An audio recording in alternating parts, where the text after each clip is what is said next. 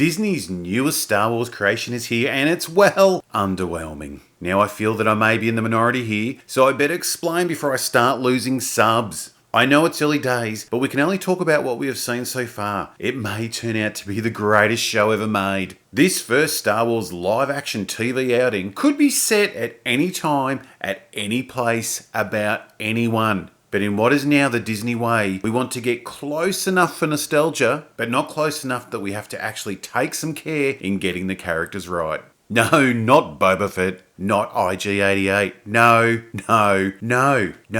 Hang on, I'm getting off track. And no, shills, it doesn't have to be about characters we know. The fucking universe seems to be too small already, but these weak photocopies that are sort of the same either make it about someone we know or create a new distinct character with a new look.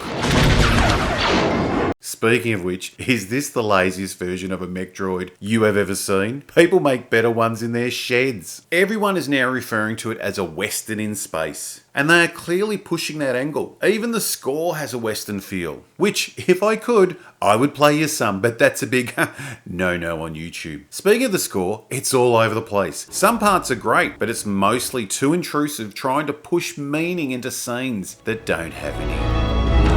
So yeah, we're getting a space western. And I say, fuck the space western. The reason they lean towards the western is because it's the easiest, least imaginative, and uncreative setting you can pick. Every fucking second show coming out of America has to have some type of western feel. Sweet Jesus, give us a space fantasy. No, that would take too much imagination. Deserts and dark rooms is all you are getting. Reminds me of Disney's last Star Wars outing. Deserts and dark rooms. Awesome. It's like every Disney executive has only watched the first half of A New Hope and they think that's what the whole universe looks like. Pick anything. No, desert. Let me explain why I found it underwhelming before we get into the story. A pilot episode, or episode 1, should have an amazing opening that hooks you into the story and wants you to question where it may go. It's a great chance for an amazing entrance or show off what's to come. But no, it's as if Disney is doing the minimum to make some money. We'll just grab a few bits from Empire and Return of the Jedi and hope nostalgia gets us across the line. And I know, everyone is excited that Dave Filoni, who worked on the Clone Wars cartoon, directed this one. But it feels like a cartoon converted to live action rather than a motion picture brought to the TV. The first day for me was interesting because it was just, I'm familiar with this world, this universe, characters like this, but I've never really had them standing in front of me talking back. And any less development of this character, and he wouldn't exist. In their first episodes, we learn that Dr. House is a drug addict genius. Tony Soprano is a mobster having panic attacks. Walter White is dying and needs money for his family. Usually protagonists have something of interest that separates them from their peers. The Mandalorian, well, he walks around a lot, very slowly and with small steps. He's just bounty hunter in Star Wars. Bounty hunter shows. There's something always appealing about them. The first episode felt like we were watching episode 3 of season 2, not the opening of an amazing adventure where they go all out to hook you in, even if you grew to hate Lost. I didn't. The opening pilot episode was fantastic. This crazy bastard made you want to find out, what the fuck is going on? The first episode should hit you. You shouldn't have to play spot how many references we can cram into the first episode to be entertained. I was hoping to be free for Life Day. The holiday special.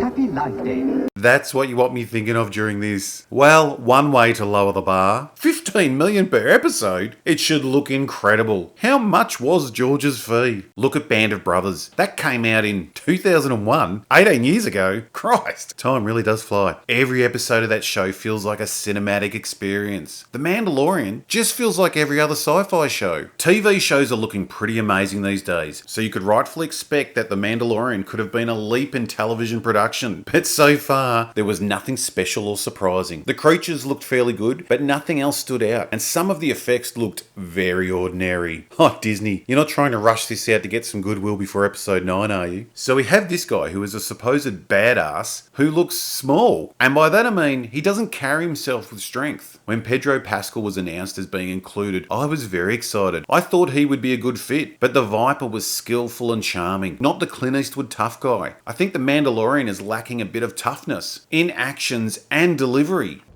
Did you help them? Maybe the other directors will be able to bring that out of him. Anyhow, Badass arrives, gets blamed for knocking over a drink, pretty lazy writing that one, then beats everyone up and murders a creature who was trying to flee. This guy didn't even get a punch in, and our protagonist murders him within the first 5 minutes. This guy got a death sentence for a bump. Nice. So we capture a blue guy who is no threat and not intriguing. We then get some terrible CGI and a somewhat cool scene of an ice monster. Doesn't seem the best place to park. The ice monster effects look great, especially compared to that speeder shot. We then get more amazing time with the blue guy. Did someone say Deep Space Nine? This guy feels like Star Wars. This guy, not so much. And remember, we're not even 10 minutes into the pilot episode, and we have already hit the brakes to have an annoying, non-threatening character be our focus. No light speed. How close are these planets? The blue guy's story ends with him pretending to go to the toilet. Oh, he's shifty. Yes, the script is that good. We find out that putting people in Carbonite is just a thing now. Nothing special, not Vader at his most callous. You put him in there, it might kill him. We will test it on Captain Solo. Don't even need all this equipment. Because this universe keeps shrinking, it only took a few years for word to spread that this happened once, and they started making travel versions to Carbonite freeze on the go. So handy for when you're going away with the family. More bounty hunter chat with the champ. I do hope we get to see him more. He's back. Laziest mech droid design ever. 2/3 a golf buggy. Obviously, he's having trouble looking down. I would avoid those stair shots. Oh good, another stair shot. Don't fall. Quick meeting to set our story. Proof of termination. Oh, that voice. It's just fantastic. First pair of Star Wars glasses that I know of. I'm guessing the Empire had the market on eye laser surgery. Oh, look at those original Star Wars outfits. So much better than the new ones. Chunky bastards. Hey, those guys look like Boba Fett. Can we see if their story is more interesting? Because I would really like to avoid this boring blacksmith scene where we get the triumphant music for a bit of shoulder armor. What do you say, Spartacus? I was once a foundling. I know. Odd conversation. Why not just let him say it? Why have her correct him to make it odd? Child flashback. That's the go-to shortcut these days. Fucking in everything. Oh, back to the shoulder piece. Alright, so he goes to a place where he gets saved by a guy who can take him to the place he's looking for. Handy. For a story that jumps around so quickly, it feels very slow and boring. Then he learns to wrangle a beast, like a cowboy. I get it, America. You like cowboys. Ancestors rode the great mythosaur. Another holiday special reference.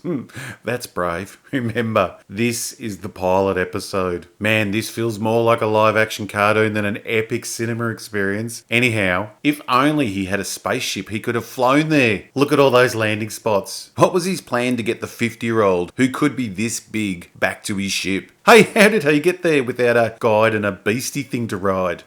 Probably flew his ship. We get a fun shootout that would have been a better opening to the show. Best character. This is true.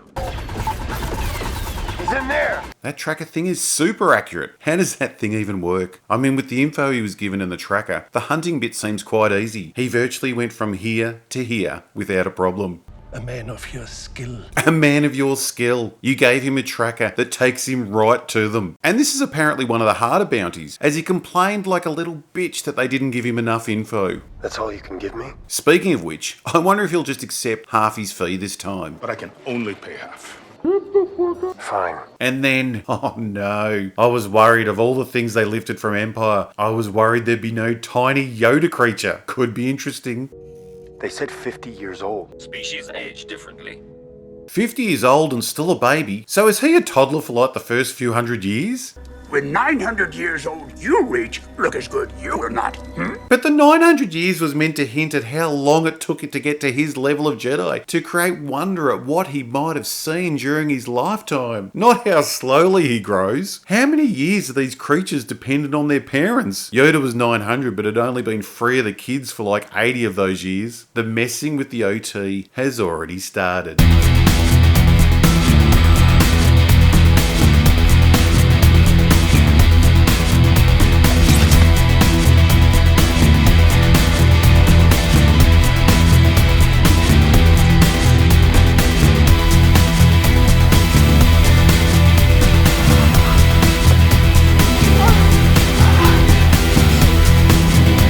So to summarise, rides into town, beats up baddies, captures his fugitive with no fight back, finds out about the next big score, learns a lesson, and gets to the next objective. Did I miss anything? Oh yeah, the customary flashback to being a child. Did I hate it? No, I didn't really feel anything. I'd been looking forward to The Mandalorian. Silly me. They couldn't have done much less and still had a show. Slow, unoriginal, and nowhere near what a pilot episode should be. Why everything has to be set so close together, slotting in between other movies and stories is getting boring. Jump 1,000 years. Show us a different time. And I just can't understand why they keep choosing stories that minimise the Force and remove any Jedi. And before you unsubscribe, I promise I'll try again next week. I hope it improves. Something has to distract me from episode 9.